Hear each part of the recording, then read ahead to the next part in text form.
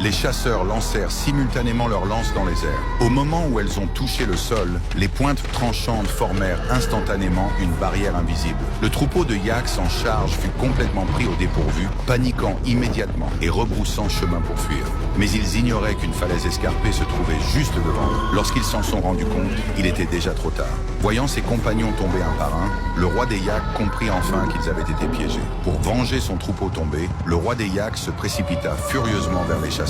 En chemin, il entra en collision avec un jeune homme plutôt frêle nommé Jack, qui se trouvait être le fils du chef de la tribu. Voyant son fils en danger, le chef lança sa lance de toutes ses forces, la plantant profondément dans le ventre du taureau. Mais la bête enragée ne s'arrêta pas, déterminée à entraîner Jack avec elle. Heureusement, Jack ne tomba pas immédiatement dans le vide. Il s'agrippa à la paroi de la falaise et resta suspendu dans les airs. Mais il se trouvait à plus de 9 mètres du sommet, rendant son sauvetage très difficile.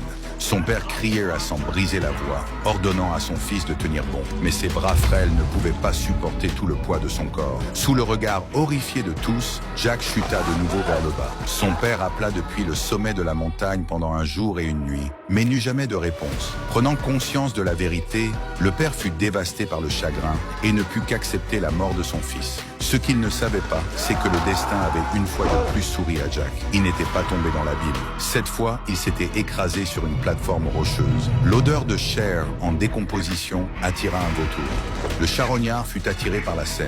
Il se posa sur le corps de Jack et le picora violemment sur les lèvres. La douleur aiguë réveilla Jack en sursaut. Mais quand il regarda en bas, Jack fut terrifié par ce qu'il vit. Face au gouffre sans fond, il ne pouvait que tenter de grimper vers le haut. Cependant, de manière inattendue, son pied glissa et il se retrouva suspendu de nouveau dans les airs. Cette fois, il n'y avait aucun appui et seul l'épuisement et la mort l'attendaient. Juste au moment où tout espoir semblait perdu, une violente tempête éclata soudainement.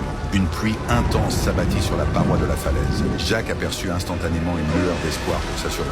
Au fur et à mesure que l'eau s'accumulait, il serra les dents et s'accrocha jusqu'au dernier moment. Lorsque toute sa force fut complètement épuisée, Jack laissa soudainement tomber prise, chutant à toute vitesse.